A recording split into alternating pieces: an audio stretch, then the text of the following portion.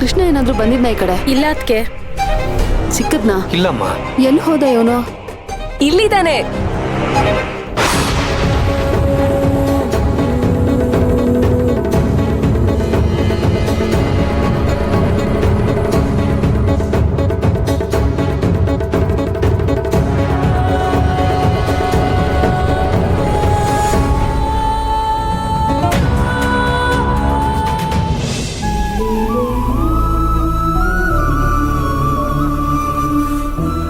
ಇವಳು ಯಾಕೆ ಕೃಷ್ಣನ್ ಎತ್ಕೊಂಡು ಹೋಗಿದ್ಲು?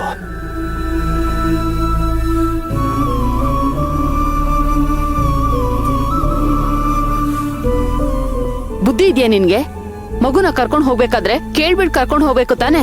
ನಾವೆಲ್ಲ ಎಷ್ಟು ಟೆನ್ಷನ್ ಮಾಡ್ಕೊಂಡಿದ್ವಿ ಗೊತ್ತಾ?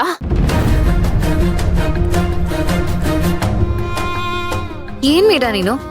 ನಾನ್ ಮಾಡಿದ ತಪ್ಪನೆ ನೀನು ಮಾಡದಾ? ನಿನಗ್ ಗೊತ್ತಿಲ್ವಾ ಕೃಷ್ಣ ಒಂದ್ ಕ್ಷಣ ಕಾಣಿಸ್ತಾ ಇದ್ರೆ ಮನೆಯವರೆಲ್ಲ ಎಷ್ಟು ಟೆನ್ಷನ್ ಆಗ್ತಾರೆ ಅಂತ? ಎಷ್ಟು ಬುದ್ಧಿ ಹೇಳಿದ್ರು ಬುದ್ಧಿ ಬರಲ್ಲ ಬಿಡಿ. ಬೇಕು ಅಂತಾನೆ ಮಾಡ್ತಾಳೆ ಇವಳು. ಅಯ್ಯೋ, ಈಗ ಕೃಷ್ಣ ಬಂದಾಯ್ತಲ್ಲ, ಯಾಕೆಲ್ರೂ ಸೇರ್ಕೊಂಡು ಮೀರಾನ್ ಬೈತಾ ಇದ್ದೀರಾ?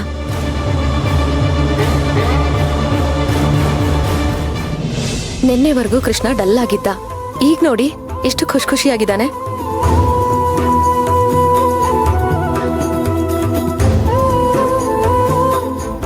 ಮೀರಾ ಅವನ್ಗೆ ಖುಷಿ ಆಗೋ ಹಾಗೆ ಆಟ ಆಡ್ಸಿದಾಳೆ ಅಂತ ಅನ್ಸುತ್ತೆ.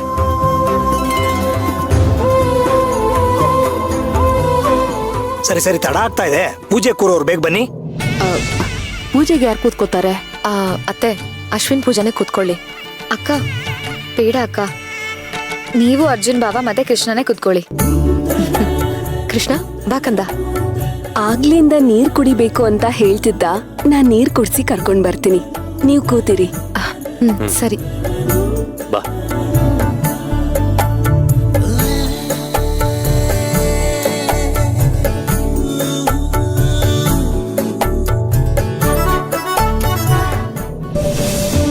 ತಗೊಳಪ್ಪ.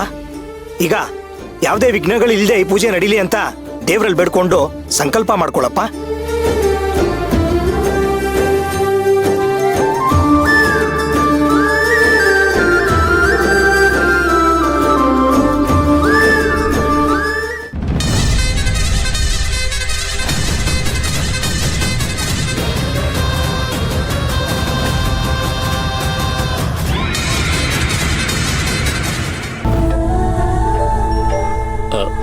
ಒಂದು ನಿಮಿಷ.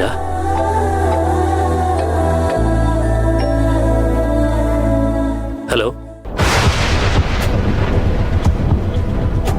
ಏನು? ಹೌದಾ? ಯಾವಾಗ? ಸರಿ, ಮಣ್ಣೆಷ್ಟೊತ್ತಿಗೆ? ಇಲ್ಲ, ಅಜ್ಜಿ ಊರಲ್ಲಿಲ್ಲ, ನಾವೆಲ್ಲ ಬರ್ತೀವಿ. ಅರ್ಜುನ್ ಸರ್, ಏನಾಯ್ತು? ಮಣ್ಣು ಅಂತ ಏನೋ ಅಂತಿದ್ರಿ? ನಮ್ಮ ಮಾವ ಹೋಗ್ಬಿಟ್ರಂತೆ. ಏ, ಯಾವ ಮಾವನೋ? ಅಶೋಕ್ ಮಾವ.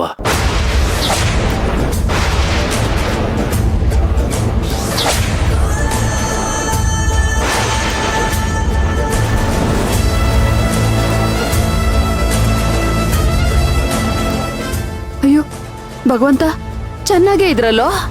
ಗೊತ್ತಿಲ್ಲ, ಇದಕ್ಕಿದ್ದ ಹಾಗೆ ಹಾರ್ಟ್ ಅಟ್ಯಾಕ್ ಆಯ್ತಂತೆ. 3 ಗಂಟೆಗೆ ಮಣ್ಣು. ನಾವೆಲ್ಲರೂ ಹೋಗ್ಬೇಕು. ಮತ್ತೆ ಈಗ ಪೂಜೆ ಏನ್ ಮಾಡೋದು? ನೋಡಿಮ್ಮ, ಸೂತ್ಕದಲ್ಲಿ ಪೂಜೆ ಮಾಡೋ ಹಾಗಿಲ್ಲ, ಅದ್ ನಿಮ್ಗೂ ಗೊತ್ತಲ್ವಾ? ಏನಮ್ಮ ಹೀಗಾಗೋಯ್ತು? ಕೃಷ್ಣಂಗೆ ಒಳ್ಳೇದಾಗ್ಲಿ ಅಂತ ಪೂಜೆ ಮಾಡಿಸ್ತಿದ್ವಿ, ಪೂಜೆನೇ ವಿಘ್ನ ಆಗೋಯ್ತಲ್ಲ. ಈ ಮಾಯಮ್ಮ ಮನೆ ಒಳಗ್ ಕಾಲಿಟ್ ಮೇಲೆ ಶುಭ ಕಾರ್ಯಗಳಿಗೆ ವಿಘ್ನ ಕಟ್ಟಿಟ್ಟ ಬುದ್ಧಿ. ಅತ್ತೆ, ನಿನ್ನೆಯಿಂದ ಬರೀ ಅಪಶಕನದ ಮೇಲೆ ಅಪಶಕನ ಆಗ್ತಾನೆ ಇದೆ. ದೋಷ ಕಳಿಲಿ ಅಂತ ಮಾಡ್ತಾ ಇರೋ ಪೂಜೆಗೂ ಅಪಶಕನ ಆಗೋಯ್ತಲ್ಲ ಅತ್ತೆ.